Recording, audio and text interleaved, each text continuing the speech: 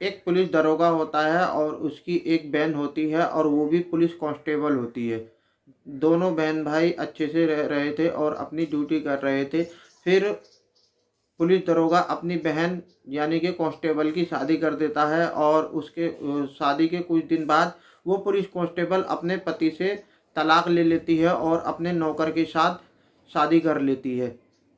क्यों उस police constable ने अपने नौकर के साथ शादी की थी और क्यों उसने अपने पति को तलाक दी थी, आओ जानते हैं इस पूरी सच्चाई को। आदाब, नमस्कार, सत श्री अकाल। मेरा नाम जावेद खान लेके हाजिर हुआ हूँ फिर आपके सामने अजीबोगरीब कहानी। दोस्तों, कहानी स्टार्ट करने से पहले फिर से वही आपसे रिक्वेस्ट, प्लीज़ हमारे चैनल को सब्सक्राइब करें और वीडियो को लाइक करें और कमेंट करें। फ्रेंड, आज कुछ दोस्तों ने हमें मेल किए हैं, अपनी बर्थडे की और शादी की सालगिरह की विशेष कराने के लिए बोला है, जिनका हम वीडियो को लास्ट में नाम लेंगे। प्लीज़ वीडियो को लास्ट तक ज़रूर देखें। दोस्तों, ये कहानी दिल्ली की है। दिल्ली का एक मोहल्ला पड़ता है जो द्वारिका कहलाता है। वहाँ पर एक परिवार रहता था और उस परिवार में यानी कि पति पत्नी और उनके 2 बच्चे होते हैं, यानी कि एक लड़का और एक लड़की होती है। जो परिवार का मुखिया था यानी कि उसका नाम हेमंत होता है। हेमंत सरकारी क्लर्क होता है और उसके 2 बच्चे होते हैं। जो लड़का होता है बड़ा, उसका नाम अजय होता है और जो लड़की होती छोटी, उसका नाम वैशाली होता है। हेमंत का कुछ दिन बाद निधन हो जाता है, यानी कि उसे हार्ट अटैक का दौरा पड़ता है और वो इस दुनिया को छोड़ के भगवान के पास चला जाता है। उसके पीछे उसकी पत्नी और उसके 2 बच्चे रह जाते हैं और उसकी पेंशन आती है। उस पेंशन से उसकी पत्नी अपने बच्चों की परवरिश करती है और अपने बच्चों की अच्छे से पढ़ाई लिखाई करने लगती है। जब बच्चे पढ़ लिख के बड़े हो जाते हैं तो अजय पुलिस की तैयारी करने लगता है और पुलिस में भर्ती हो जाता है और पुलिस में जाके वो दरोगा बन जाता है। उसकी ड्यूटी दिल्ली में ही लग जाती है। उसकी जो बहन होती है वैशाली, वो भी अपनी पढ़ाई पूरी करके पुलिस कांस्टेबल बन जाती है। उनकी जो माँ होती है वो अपने बच्चों से कहती है, यानी कि अजय और वैशाली से कहती है कि बेटा, अब तुम बड़े हो गए हो और अपने पैरों पे भी खड़े हो गए हो, दोनों पैसे कमाने लगे हो, तुम्हारी दोनों की नौकरी लग चुकी है। मैं चाहती हूँ कि मेरे जीते जी तुम्हारे दोनों के हाथ पीले कर दूँ, यानी कि मैं तुम्हारी दोनों की शादी कर दूँ। तब अजय कहता है कि माँ, मैं चाहता हूँ कि मेरी शादी से पहले मेरी बहन की शादी हो जाए। तो माँ अपने बेटे अजय को अपने सीने से लगा लेती है और उसके सर पे हाथ फेरने लगती है और कहती है कि तू मेरा लायक बेटा है। तो अजय अपनी बहन के लिए रिश्ता ढूंढने लगता है और अपनी बहन वैशाली से कहता है, अगर तुम्हारी निगाहों में कोई लड़का हो तो मुझे बता दो, मैं तुम्हारी शादी उससे करा दूंगा। तो वैशाली कहती है, नहीं भाई, मेरी निगाहों में कोई लड़का नहीं है, मैं किसी को पसंद नहीं करती। जिस लड़के से तुम कहोगे और मेरे लिए पसंद करोगे, मैं उसी से शादी कर लूँगी। उसे उसका दोस्त एक लड़के का फोटो देता है और कहता है, ये लड़का बहुत अच्छा है, इसका नाम विपिन है और ये ऑस्ट्रेलिया में रहता है, यानी कि NRI है। तब अजय उस लड़के का फोटो देखता है, वो लड़का उसे अच्छा लगता है। फिर अजय अपने घर आ जाता है और आने के बाद वो फोटो अपनी माँ और अपनी बहन विशाली को दिखाता है। उससे कहता है, ये लड़का NRI है, यानी कि ऑस्ट्रेलिया में इसका अपना बिजनेस है, बहुत पैसे वाला है और देखने में भी अच्छा है। अगर ये तुम्हें पसंद आ जाए तो मैं तुम्हारी शादी इससे करा दूंगा, तुम इसका फ़ोटो देख लो।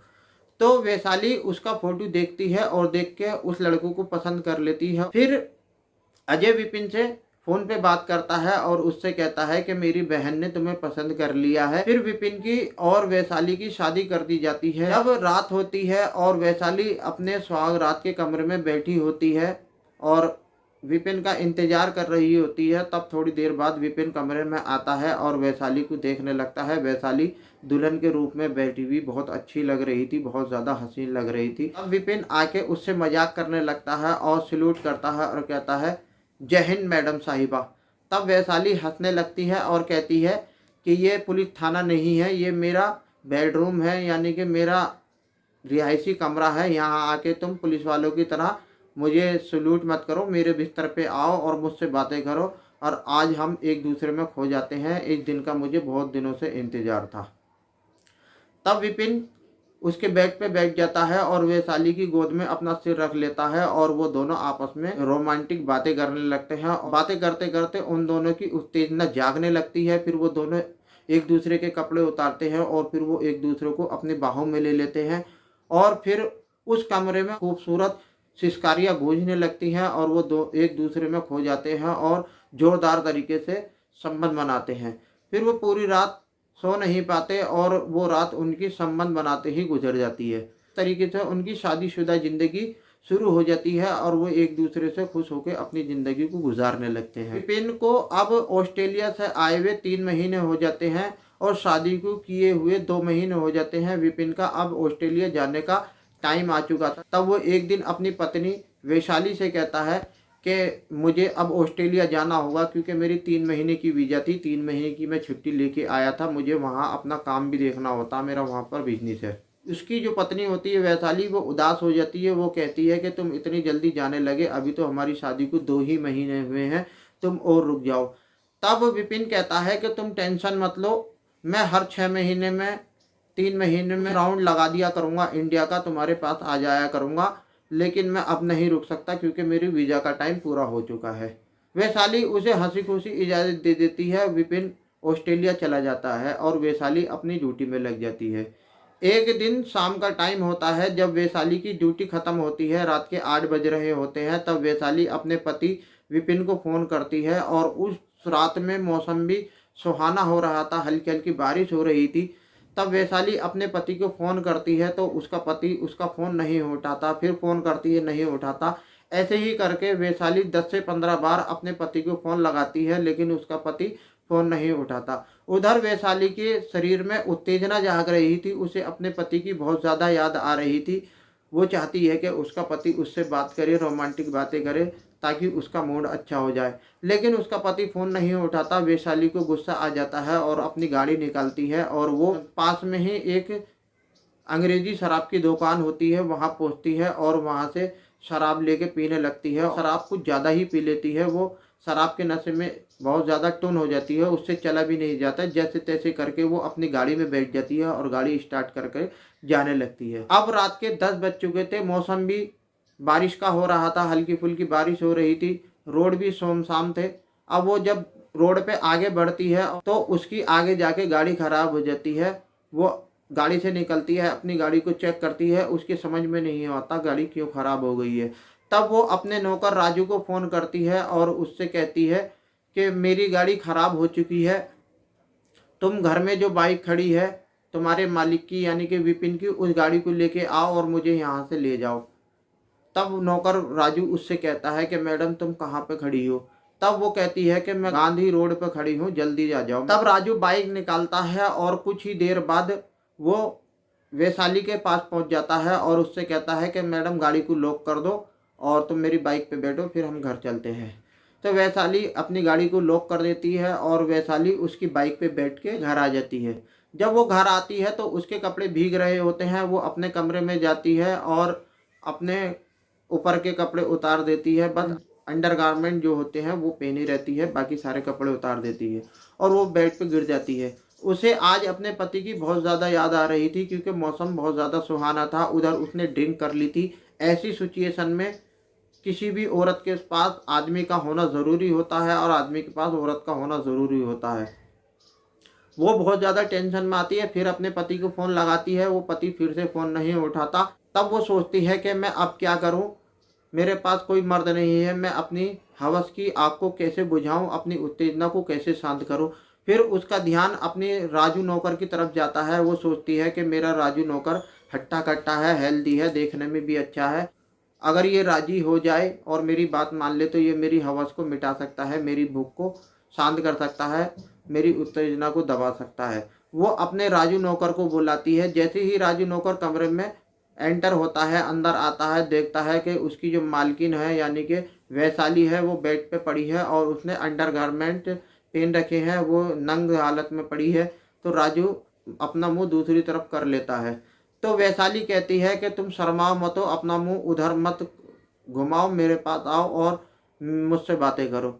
राजू हिचकिचाने लगता है। तब वैशाली उसे डांटती है, कहती है कि तुम मेरे नौकर हो, जो मैं तुमसे कहूँगी तुम्हें वो करना होगा, मेरे पास आओ। तो राजू डरते डरते उसके पास जाता है, उसके बेड के पास में खड़ा हो जाता है। तो वैशाली उससे कहती है कि डरने की एक्टिंग मत करो, तुम मेरे बेड पे बैठ जाओ। तो वो उसके बेड पे बैठ जाता है। तब वैशाली उसे गला पकड़ती है और अपने ऊपर उसे घिरा लेती है और उसे किस करने लगती है और उससे कहती है कि मेरे शरीर में आज बहुत ज़्यादा आग लगी है, तुम मेरी इस आग को बुझा दो, मैं तुम्हारी सैलरी डबल कर दूंगी और तुम्हें बहुत ज़्यादा पैसे दिया करूंगी, बहुत खुश रखा करूंगी, तुम मुझे आज खुश कर दो।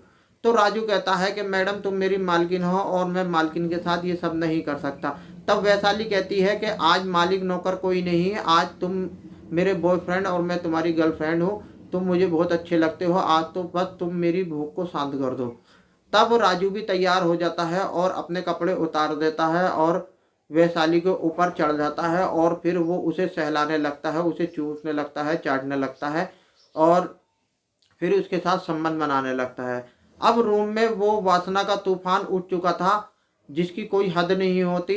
अब उन दोनों की खूबसूरत सिसकारियां रूम में गूंज रही थी। वासना का खेल उस कमरे में चल रहा था। जब वो 2-3 बार संबंध बना चुके होते हैं तब वो थक हार के वहीं बेड पे लेट जाते हैं और फिर राजू उठता है और अपने कपड़े पहन के बाहर निकल जाता है। अब वैशाली को राजू बहुत पसंद आ गया था और उसे अपने पति की अब बिल्कुल याद नहीं आती। वो अपने पति से अब बात भी नहीं करती। बस जब उसे उत्तेजना होती और हवस की भूख सताती तो वो राजू को अपने पास बुलाती और अपनी हवस की आग को मिटा लिया करती थी। अब वो राजू के संबंध भी बनाया करती और उसे मन ही मन चाहने भी लगती है, उससे खुश रहने लगती है, उसे प्यार भी करने लगती है। एक दिन वो अपने भाई अजय से कहती है कि भाई मैं राजू से शादी करना चाहती हूँ और विपिन को तलाक देना चाहती हूँ क्योंकि मुझे उसकी दौलत से कोई मतलब नहीं है। जो मुझे चाहिए वो राजू दे सकता है, ना कि विपिन।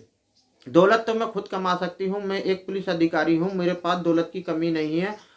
तो मैं विपिन से तलाक लेना चाहती हूँ, राजू से शादी करना चाहती हूँ। तो उसका जो भाई अजय होता है वो उसे समझाता है, कहता है कि बेटा सब अच्छा नहीं है, नौकर के साथ तुम शादी मत करो, मैं विपिन को समझाऊंगा, वो तुम्हारे पास रहेगा। तब वैशाली मना कर देती है, कहती है कि विपिन को समझाने की कोई ज़रूरत नहीं है, अगर तुम मेरे अच्छे भाई हो और मेरा कहना मान सकते हो और मेरी खुशियाँ चाहते हो तो मेरी शादी राजू से करा दो। तब अजय मान जाता है और अपनी बहन वैशाली की शादी राजू से करा देता है और विपिन को फ़ोन करके सारी बात बताता है और कहता है कि तुम्हारी पत्नी मेरी बहन वैशाली ने अपने नौकर राजू से शादी कर ली है, वो तुमसे तलाक लेना चाहती है, जल्द से जल्द तुम इंडिया आके उसे तलाक दे दो। ये बात सुन के विपिन हड़बड़ा जाता है और टेंशन में आ जाता है। वो जल्द से जल्द फ्लाइट पकड़ता है और इंडिया आ जाता है। आके वो वैशाली से बात करता है, उससे कहता है कि तुमने मुझे धोखा दिया है और तुम्हें ये सब नहीं करना चाहिए था। तब वैशाली उसे डांटती है और उससे कहती है कि तुम पैसे कमाने के धुन में लगे रहे, तुम्हें अपनी पत्नी का कोई ख्याल नहीं आया। तुम्हारी पत्नी को तुम्हारी कितनी याद आती है, उसे बेड पे तुम्हारी ज़रूरत होती है, तुमने अपनी पत्नी के बारे में कुछ नहीं सोचा, तुम पैसे कमाने में लगे रहे। यहाँ राजू मुझे अच्छा लगने लगा और वो मेरे इतने करीब आ गया कि मुझे तुम्हारी मोहब्बत नहीं रही। अब तो मैं राजू से ही मोहब्बत करने लगी हूँ, मैंने उससे शादी भी कर ली है और मैं चाहती हूँ कि तुम मुझे तलाक दे दो। फिर वो दोनों अदालत जाते हैं और अदालत में एक दूसरे से तलाक ले लेते हैं। विपिन वापस इंडिया से अपना ऑस्ट्रेलिया चला जाता है और अब राजू और वैशाली अपनी ज़िंदगी में हंसी खुशी रह रहे हैं। राजू अब उसका नौकर नहीं, उसका पति बन गया है। डियर फ्रेंड, ये थी आज की स्टोरी। ये वीडियो आपको कैसी लगी प्लीज़ कमेंट करके ज़रूर बताएं। अब समय आ चुका है उन दोस्तों का नाम लेने का जिन्होंने हमें मेल करके विशेष करने के लिए बोला है। पहला नाम है मध्य प्रदेश के ग्वालियर के रहने वाले हैं अजय। आज उनकी शादी की सालगिरह है। अजय, आपकी शादी की सालगिरह बहुत बहुत मुबारक हो। दूसरा नाम है मुत्तलिब खान, ये अमरोहा उत्तर प्रदेश के रहने वाले हैं और आज इनका जन्मदिन है। मुत्तलिब खान, आपको जन्मदिन की बहुत बहुत शुभकामनाएं। ये तीसरा नाम है हमारे पास बिहार से रेशमा का। इनके छोटे भाई का आज बर्थडे है यानी कि जन्मदिन है। रेशमा, आपके छोटे भाई का जन्मदिन बहुत बहुत मुबारक हो। डियर फ्रेंड, आप भी अगर ऐसी विशेष कराना चाहते हैं तो आप हमें मेल कर सकते हैं या कमेंट कर सकते हैं। जय हिंद, धन्यवाद।